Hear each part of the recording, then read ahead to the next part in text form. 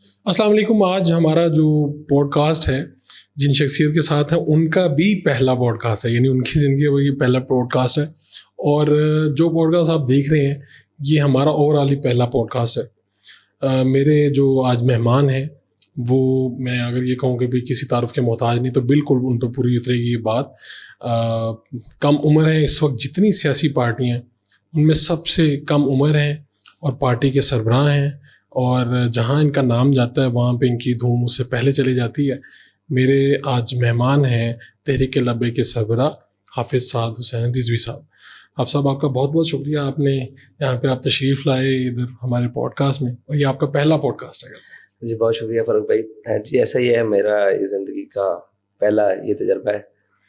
तो क्या आपको लगता है इसके बारे में, ये क्या मुख्तलिफ है, या इसके बारे में आपने पहले किसी न किसी का देखा ही होगा, लेकिन आपको क्या लगता है ये क्या चीज़ है? जहाँ हम खिताब करते हैं उसका ये स्टिक सिरा सीधी होती है तो ये टेढ़ी करके आई है, बस इतना सा फर्क है। ये बताएं कि सवालात तो आपसे बहुत से हैं ऐसे, लेकिन हम शुरू यहाँ से करते हैं कि मैं चाहता हूँ कि लोगों को एक मरतबा पता चले आपकी उम्र क्या है और आपने अपनी तालीम कहाँ से और क्या हासिल की। अच्छा, मेरी उम्र इस वक्त तकरीबन 28 साल मुकम्मल हो चुकी है और तालीम मैंने इब्तदाई अपने करीबी इंग्लिश ग्रामर स्कूल में हासिल की, रॉयल ग्रामर स्कूल। मेरे सर खालिद साहब हैं लाहौर में। जी बिल्कुल करीबी इधर, ठीक है, जहाँ मैं रहता हूँ लाहौर में। तो उसके बाद मिडिल किया, फिर मैं हिफ्ज़ किया। 5 मुकम्मल करने के बाद प्राइमरी के बाद मैं हिफ्ज़ में चला गया, फिर मैं मिडिल किया, उसके बाद फिर मैंने मैट्रिक किया। मैट्रिक करने के बाद फिर मैं दरस निज़ामी वाली साइड पर आ गया, तो फिर ये सिलसिला जारी रहा। तो फिर उसके साथ साथ छोटी बहुत चीज़ें थी। पंजाब यूनिवर्सिटी में एक वो टर्किश लैंग्वेज के लिए गए। अच्छा जी, आइल्स के लिए भी कहीं गए, सुपीरियर कॉलेज में भी कुछ दिन के लिए तब आजमाई करने गए।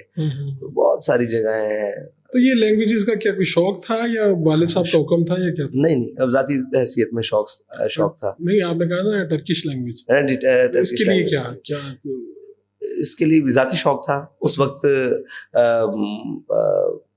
एक उर्दगान का शोरा था तो उस वजह से, वो तो अभी तक भी है वैसे, अभी दोबारा वो मुंतखब हो गई है, तो उसकी वजह से ज़रा तुर्की के बारे में जो कुछ एक उम्मत मुस्लिमा के अंदर जो बात मतलब एक उठ रही थी कि शायद इनमें बड़ा दमखम है, हम बड़ा अपने करीब महसूस करते हैं उनके साथ जो हमारा है। कोई ऐसे तो वाकई वहाँ पे जाके या उनकी बातें सुन के, इवन उनकी वो अगर आप देखें कि उनके जो ड्रामे वगैरह भी आए हैं, तो ऐसा लगता है कि उनकी सकाफत, उनकी तहजीब में इस्लाम की कहीं कहीं झलक बहुत गहरी मौजूद, बहुत गहरी। अच्छा, ये तो अब हुआ कि ऑल ऑफ सडन आप बन गए सरबराह, अपनी तहरीक के सरबराह बन गए, और ये पूरे पाकिस्तान में ये फैली हुई तहरीक है, हर हल्के में इनके आप लोगों के अच्छे खासे वोट हैं।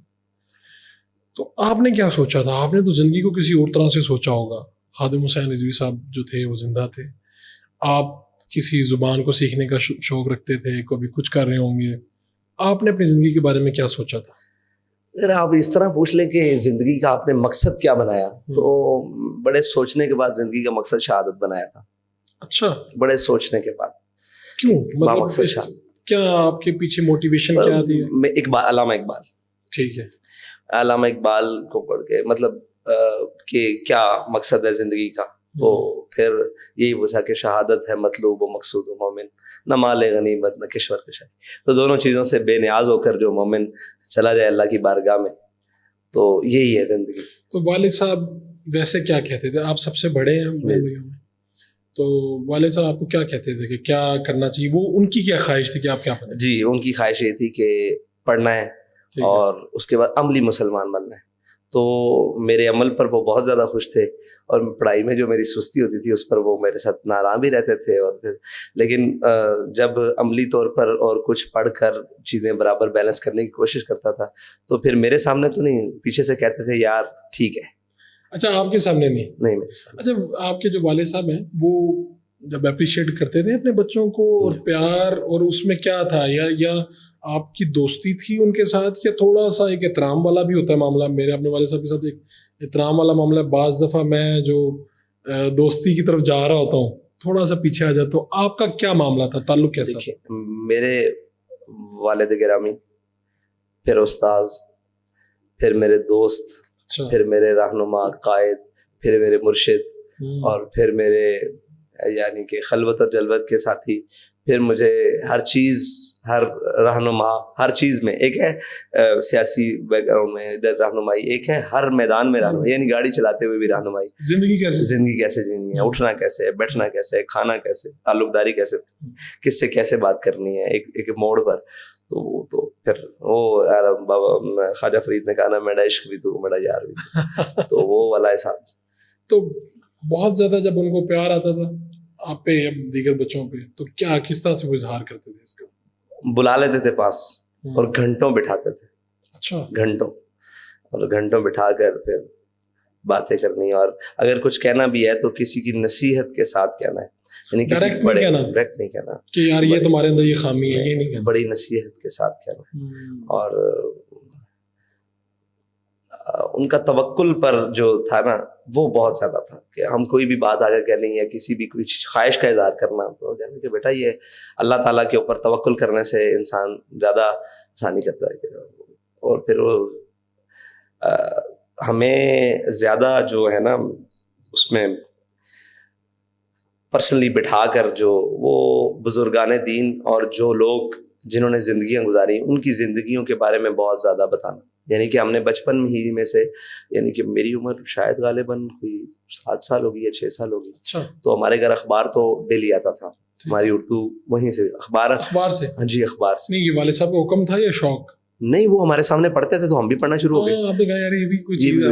اور یقین مانے 7 سال سے یا 6 سال سے آپ کہہ لیں 7 سال سے روشنی ہوتی اخبار پھول کلیاں اور وہ تعلیم و تربیت اور وہ ایسی چیزیں ہمارے لیے، بچوں کی کہانیاں، یہ جی وہ ساری چیزیں. تو جیسے جیسے ارتقاء ہوتا گیا پھر پھول کلیاں سے باہر نکلے، پھر لائبریری میں چیزیں دیکھی، اچھا یہ بھی کام ہماری مطلب کی ہے، تہذیب الاطفال ہو گیا، یہ ہوگی یہ چیزیں.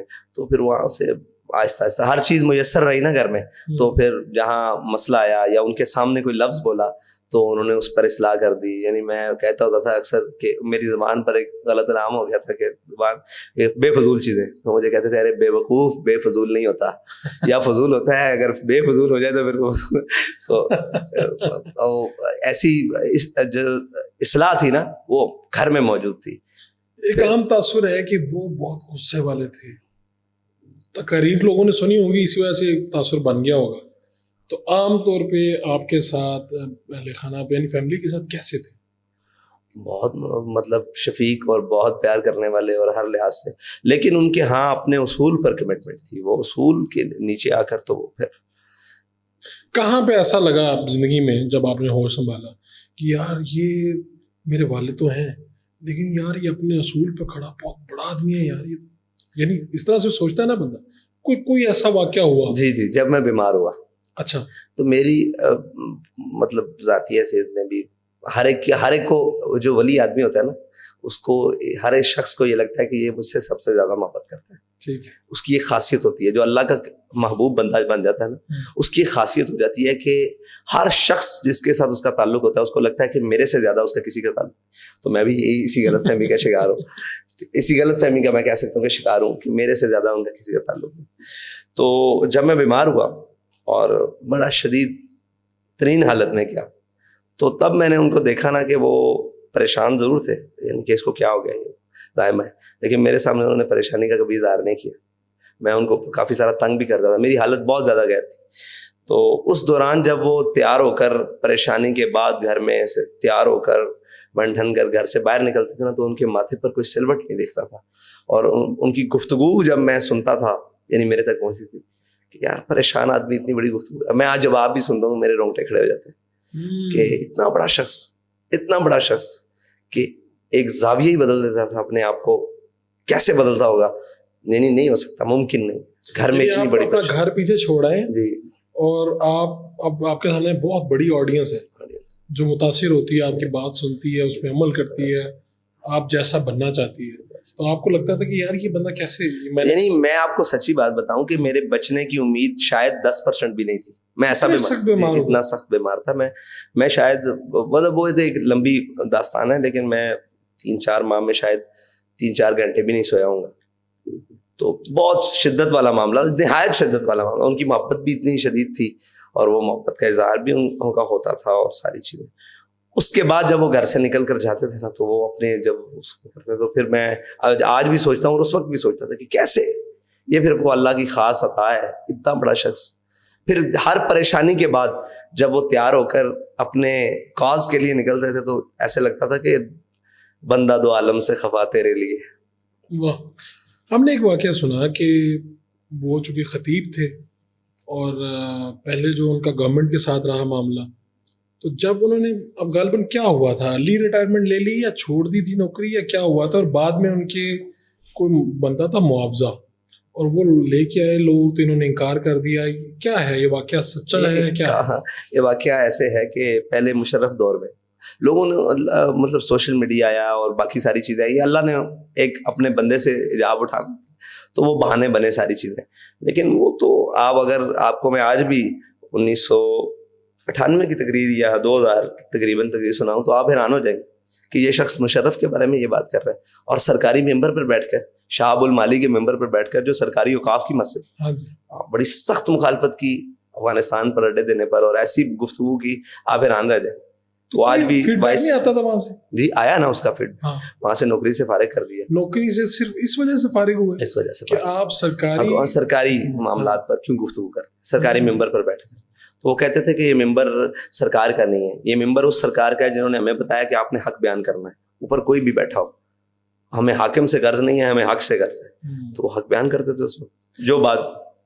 تو یہ معاوضے والی کیا بات تھی کہ اچھا یہ چلتا رہا, پھر وہ وہاں سے ختم ہو گئے, پھر ان کو پیر مکی علیہ رحمہ بھیج دیا. ٹھیک ہے, دربار پیر مکی علیہ رحمہ, حضرت عزیز الدین مکی رحمۃ اللہ تعالیٰ علیہ کے مطابق.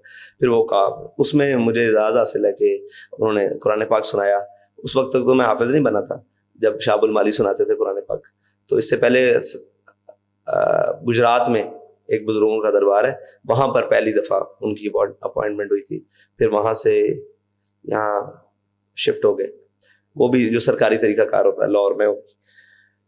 تو شہاب المالی میں تقریباً غالباً کوئی 6 مصلے سنائے ہیں, مطلب 6 سال تراویح سنائی ہے رمضان کی. تو 6 سال میں تقریباً 4 سال یا 6 سال ہی میں ساتھ رہا ہوں, صحیح ذہن میں نہیں ہے, میں دیکھوں گا چیک کروں گا. تو 6 سال ہی تھے جتنے سال انہوں نے وہاں سنائی ہے. پہلے میں 10 پاروں کا حافظ تھا تو ساتھ لے کر جاتے تھے, آخر سے میں نے شروع کیا تھا تو آخری 10 پاروں میں جاتا تھا. پھر ایسے جیسے جیسے قرآن پاک مکمل ہوتا میں تو وہاں سامع میں ہوتا تھا. تو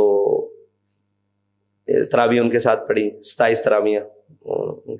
تو وہ پھر مکی علیہ رحمہ جمعہ پڑھاتے. اب یہاں پر ایک بڑی انٹرسٹنگ بات ہے, یہ یاسین پہلوان صاحب ہوتے تھے, بلال یاسین کے والد. اچھا, بہت زیادہ ان کا آپس میں تعلق تھا ان کے ساتھ.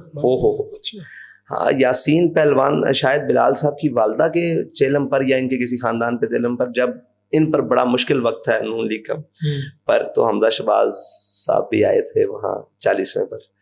تو وہاں ان سب نون لیگ کی کریم بیٹھی ہوئی تھی.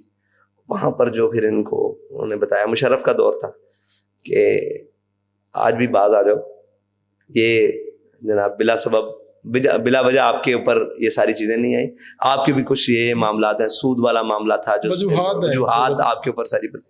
تو صاحب ظاہر ہے جب جو بندہ مشکل میں ہوتا ہے وہ تو کہتا ہے کہ ٹھیک ہے. پھر اقتدار آنے کے بعد چیزیں بدل جاتی ہیں.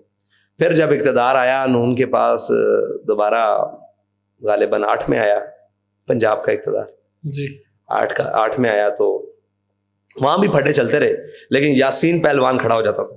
اچھا, وہ بابا جی کے ساتھ کھڑا ہو جاتا, بالکل پورے اوقاف کے سامنے. وہاں بھی ٹکنے والی کوئی بات نہیں تھی, کیونکہ وہ تو اپنی فلو میں مشرف دور کے اندر ہی مشرف کے, یعنی یہ نہیں ہوا کہ مشرف کا دور ہے چلو آپ نواز شریف کو رگڑ لیں. اچھا نہ یہ نہیں ہوا. ٹھیک ہے, یہ روایات میں ہماری نہیں ہے. تو وہ معاوضے والا وہ رہے گی جی, وہ آگے جا رہے ہیں نا, کیونکہ یہاں سے تو معاوضہ. تو یہ یاسین پہلوان صاحب کھڑے تھے اور جمعے پہ کہتے تھے پہلوان اپنے پتر کو سمجھا. اچھا, وہ نون لیگ کی جو کہ حکومت وزیر بھی رہے نا جب ان کی حکومت آ گئی, تو پہلوان تو اپنے بیٹے کو سمجھاؤ. یہ وہاں پہ سارے وہ نونی کھڑ پینچ اور ساری چیزیں. پھر آ گیا وقت غازی صاحب والا. نون لیگ نے اپنے دور حکومت میں 8 والے میں بڑی ایک عجیب سی دور گزارا ہے کہ وہ مساجد کے سپیکر اور درود و سلام پر یہ وہ, تو یہ اس میں بڑا کلیش بن گیا, کیونکہ یہ رائٹ ہینڈ کے سیاستدان گنے جاتے تھے, لیکن انہوں نے اس دور میں اپنے آپ کو لبرل بنانے کے لیے بڑی کوشش کی ہے اپنا اوپر چڑھانے کے لیے, تو وہ سارے کام کیے, تو اس میں کلیش رہا ان کا, بہت سارا کلیش رہا. اب وقت آ گیا ممتاز قادری والا.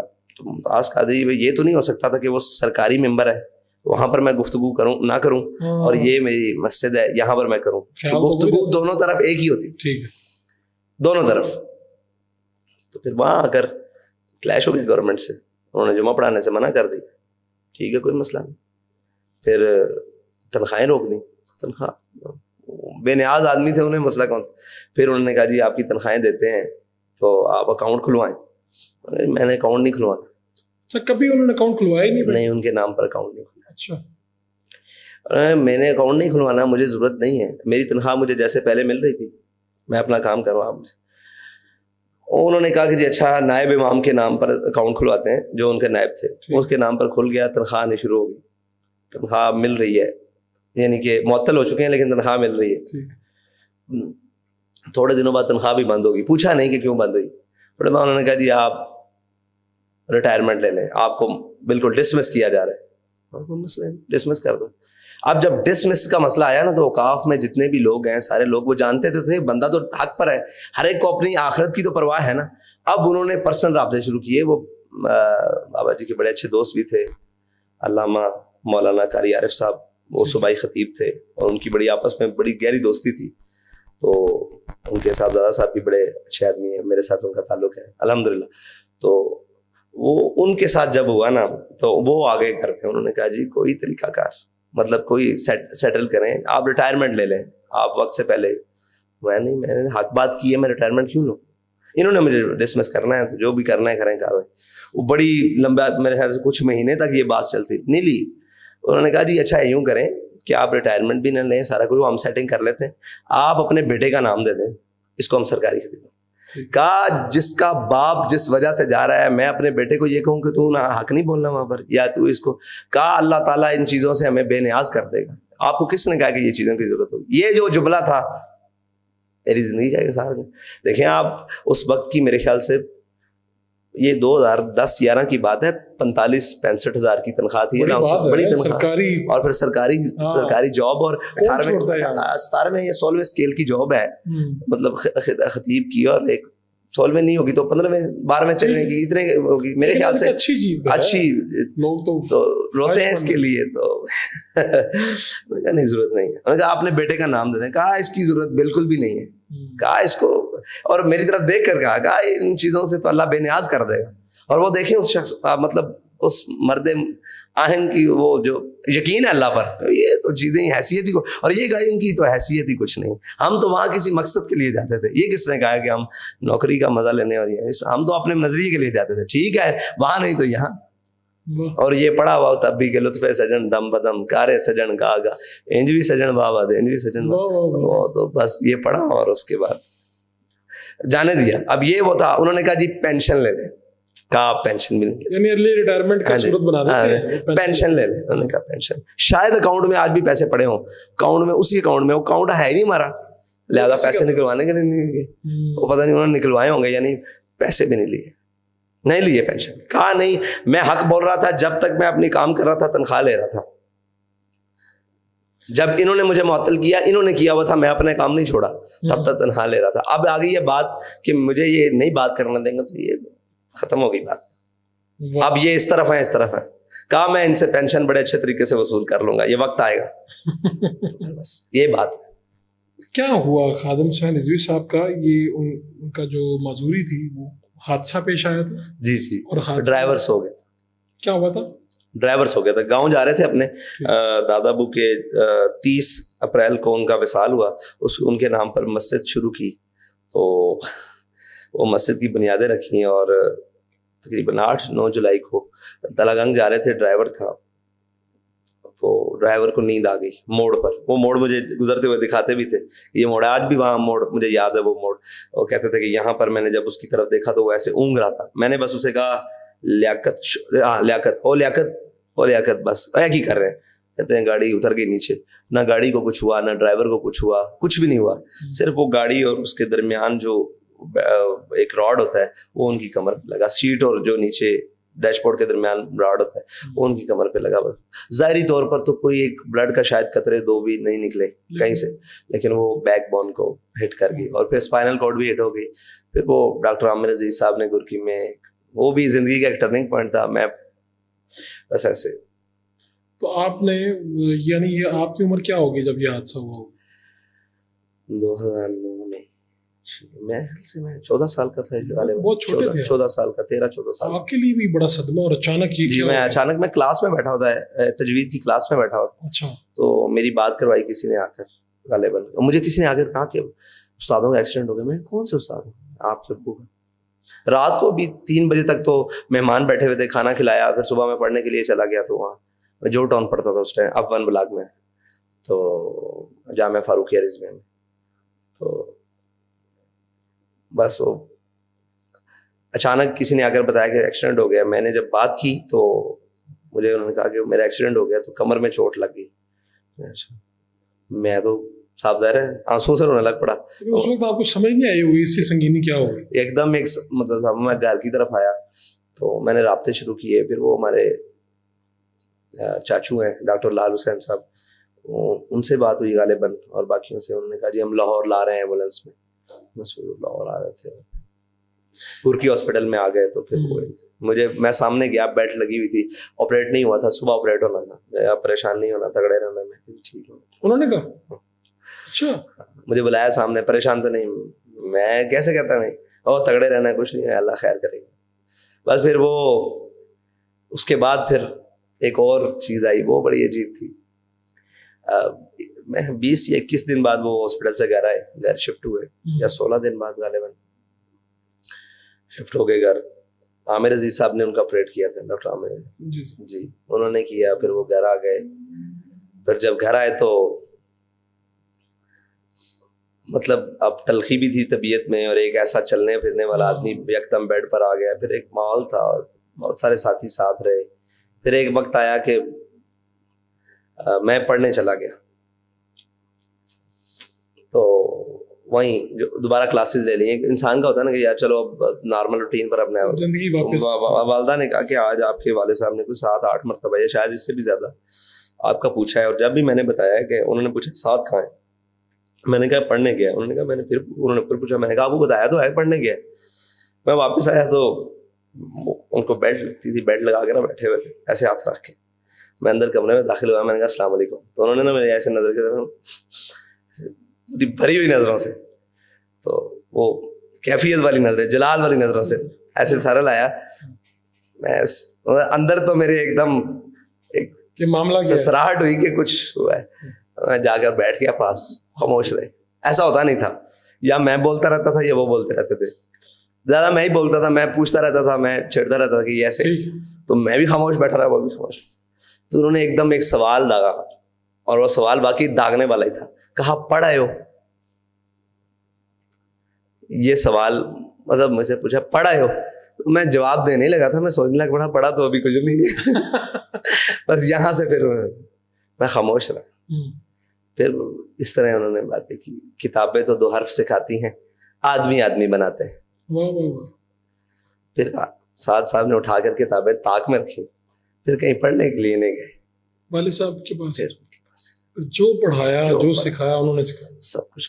یعنی وہ آپ کا آخری دن تھا باقاعدہ. اس کے بعد میں تھوڑی دیر ان کے ہی حکم پر بیٹھتا رہا ہوں, باقی اساتذہ کے پاس بھی, لیکن میں پھر ذوق سے پڑھنے نہیں گیا. جو میرا تھا نا وہ ختم ہو. آپ نے پوچھا نا کہ آپ کیوں, پھر اس وجہ سے ختم رہا. میں پھر ترکش لینگویج بھی سیکھنے گیا, اور پھر سارا کچھ. پھر میرا وہ ذوق نہیں رہا. پھر میرا ذوق یہ تھا کہ میں کہیں بیٹھا ہوتا تھا, میرا خیال پیچھے لگ جاتا تھا, ہاں کہ اگر وہ یہاں ہوتے تو وہ کیا کہہ رہے ہوتے. پھر میں ان کے پاس چلا جاتا تھا. ایسا میں کوئی بات سنتا تھا, کوئی بات پڑھتا تھا, کوئی واقعہ, تو میں کہتا تھا اچھا ان کا تبصرہ کیا ہوگا, میں اٹھا کے بات ان کے پاس لے جاتا.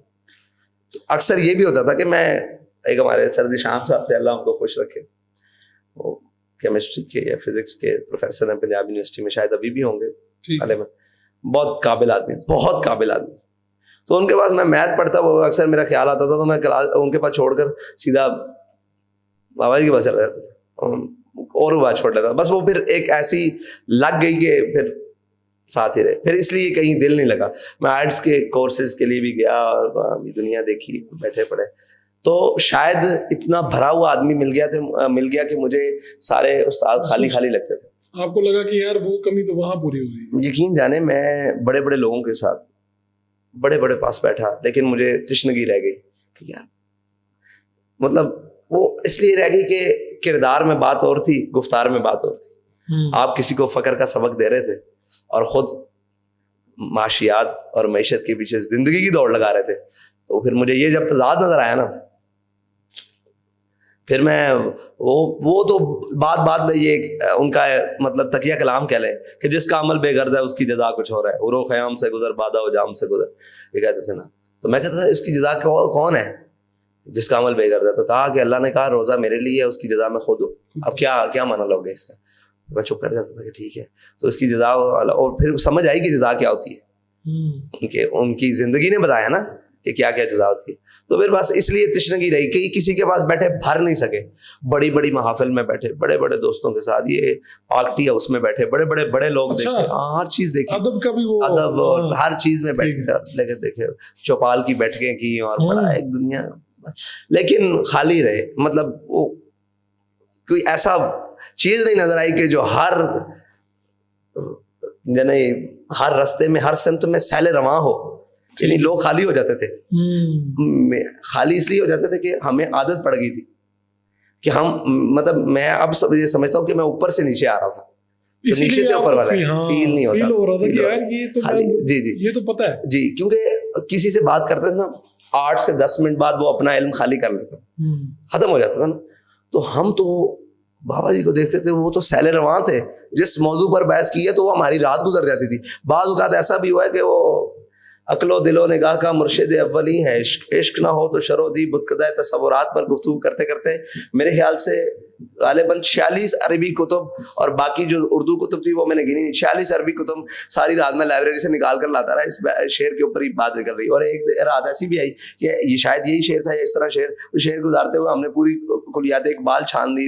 یعنی کہ رات تراویح پڑھ کے بیٹھے اور صبح سحری کے ٹائم والدہ نے کہا اب سحری کرو, ٹائم ختم ہو رہا ہے. تو ہمیں یہی خیال نہیں رہا. ایسے بھی حالات ہوتے. اب اس شخص کے پاس بیٹھنے والا وہ 10 منٹ والے کے پاس بیٹھے گا, مطلب آپ کہیں کہ 100 cc والا اور ایک جس کی لمٹ ہی نہیں ہے تو 70 چلانے کا میچ. تو اس وجہ سے آپ کے والد صاحب خادم حسین رضوی صاحب, ان کی وفات کے اوپر بہت سے لوگ ابھی بھی مطمئن نہیں ہیں.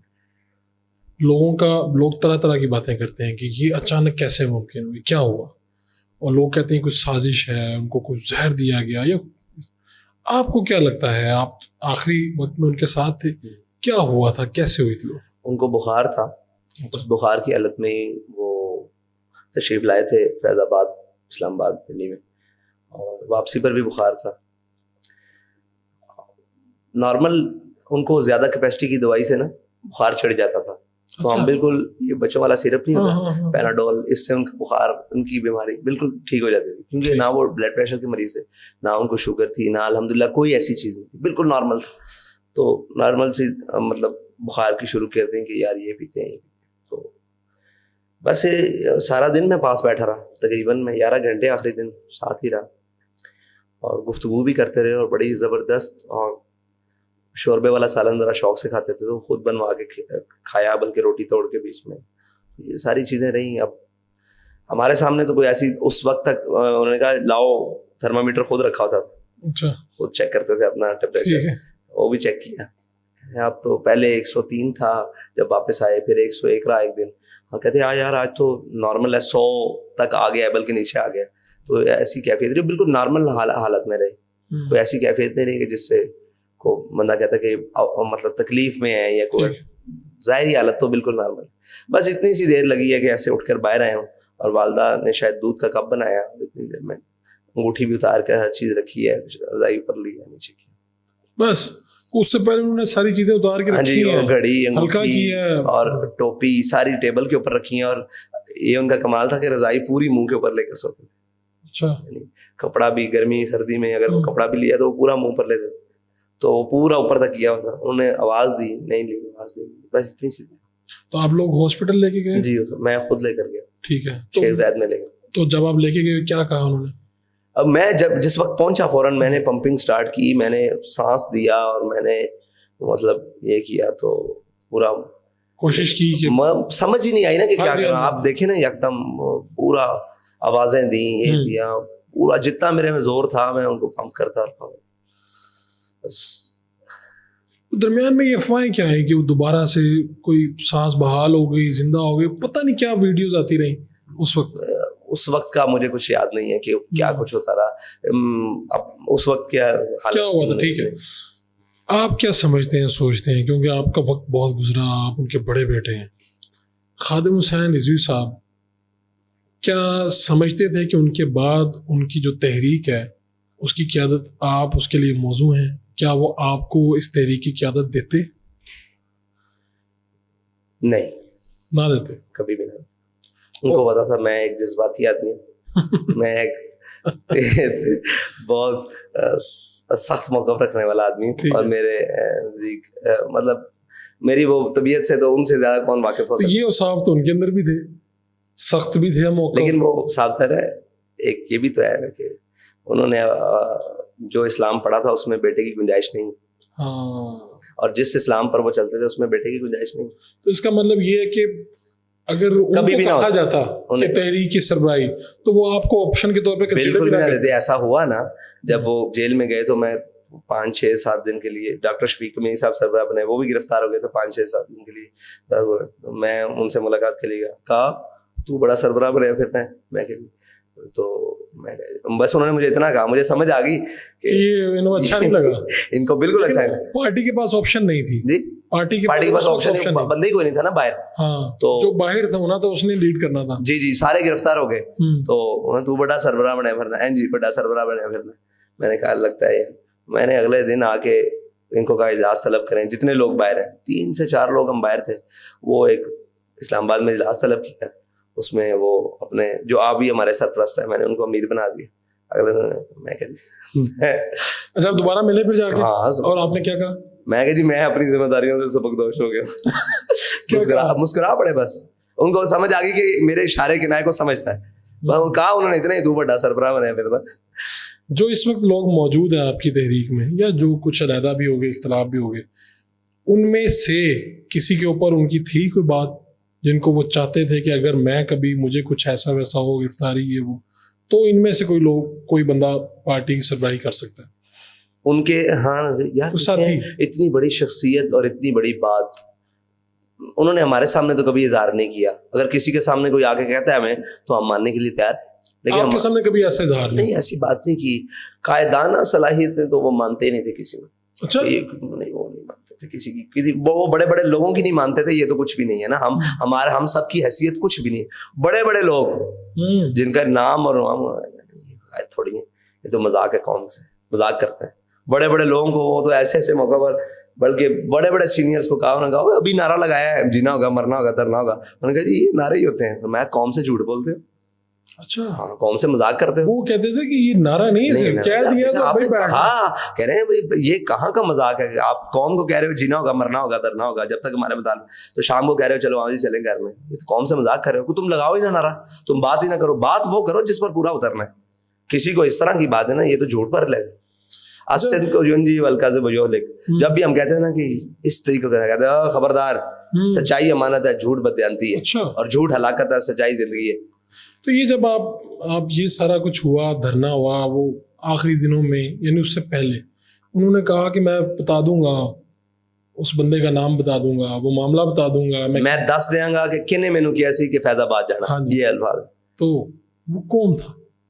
ان کا تعلق جو روحانی ہے وہی ہے, اور تو کوئی نہیں ہو سکتا دنیا میں. ہو سکتا ہے اس کا اظہار کوئی دنیاوی شخصیت نہیں تھی. اچھا, آپ کو کوئی لگتا ہے کہ کوئی شخص انہیں ڈکٹیٹ کر سکتا تھا؟ یہی پریشانی اور تشویش ہے. انہوں نے کہا تو دس تینوں ممتاز قادری دس دے کہ ممتاز قادری نو کیوں پھٹے لایا, یا تینوں کنے کیسے پھٹے لا, تو دس دے, پھر میں بھی تینوں دساں گا کہ میں فیض آباد کندے حکم دے گیا. آپ کو لگتا ہے کہ یہ کوئی روحانی بھائی ایسا بھی ہوا کہ ہم سب کے ہاتھ کھڑے ہو گئے, ہم سب کے ہاتھ کھڑے ہو گئے, تو انہوں نے کہا آپ سب چلے جاؤ, میں ایتھے ہی بیٹھا. اب یہ شخص کون کہہ سکتا ہے؟ تو یہ جب آپ کے گھر آئے, مسجد میں آئے, دروازے ٹوٹے, پتہ نہیں کیا کیا ہوا. تو اتنا بڑا ہے فاروق بھائی, جن کو شاید کبھی نہیں بلایا جا سکے, کہ ہمارے گھر لوگ تعزیت کے لیے آئے, اور اتنی, آپ کو پتہ ہے کیسے دنیا ہے, آپ گن ہی نہیں سکتے اس شخص کو, جتنی مطلب وہ جنازے پر جو فاتحہ کے لیے دنیا آئی وہ تو گنتی میں نہیں ہے نا, مطلب ایسے ہی ہے. اور پھر کلوں پر پھر 40 منٹ. ہمارے گھر کے دروازے ٹوٹے ہوئے تھے, ہمارے گھر کی کھڑکیاں ٹوٹی ہوئی تھی, پردے ٹوٹے, ہر چیز ٹوٹی ہوئی تھی, اور ہم لوگوں کو فاتحہ کے لیے بٹھا دیا. اور پھر ہم نے شرم کے مارے, ہمیں شرم نہیں تھی, ہمیں تو فخر تھا کہ ہمارے دروازے ناموس رسالت پہ, لیکن لوگ آگے پوچھتے تھے کیا ہوا ہے, تو ہم کس کا نام لیتے اور کیا کرتے. ہم نے ان کے اوپر کپڑے لٹکا دیے. میں نے کہا کہ پہلی پریورٹی میں ان کو ٹھیک کرواؤ یا ان کو صحیح کرو. تو دروازے توڑنے والوں میں صرف پولیس تھی یا باقی کون سی؟ سارے تھے, ساری فورسز, رینجر بھی تھے. اس وقت تو لوگوں نے بڑا ان کو کہا ہوگا کہ آپ کیا کر رہے ہیں, ہم بھی پاکستانی ہیں, ہم بھی.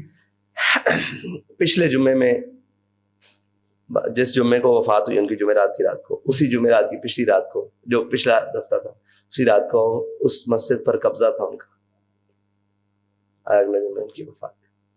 یہ کام میرے تھے, تو میں ادھر سنبھال رہا تھا. ساری دنیا آئی تھی, کوئی زخمی تھے, کوئی ہاسپٹلائز, کوئی کسی کے پاس چیزیں نہیں تھی, کرایہ نہیں تھا واپسی جانے کا, کوئی جن کو ہم یہاں سے 7 بسز پر لے کر گئے تھے, تو پورا انتظام ان کا رہنے سہنے صاحب, ایک شہر سے دوسرے شہر مائگریٹ. تو واپس آ کے میں نہیں کروانا تھا. میں جب گھر آیا تو بیمار تھے, تو میں ادھر مطلب اس سلسلے میں لگ گیا. تو شام کو ان کی وفات ہو گئی. تو بڑی عجیب بات ہے, یہ برداشت سے باہر بات ہے. یعنی چلے چھوڑ آگے چلے.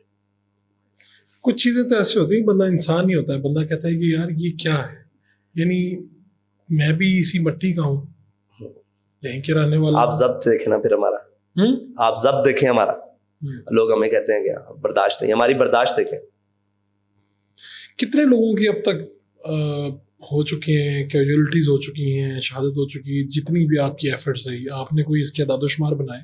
جی, یہ جو ناموس رسالت کا بھی مارچ ہوا ہے, اس میں تقریباً کوئی 53 شہداء ہیں کل ملا کے. نہیں, اس سے 8 فیض آباد والے, اچھا 2 ناموس رسالت مارچ والے ہیں. وہ شہداء اس سلسلے میں کہ گاڑی کا ایکسیڈنٹ ہو گیا.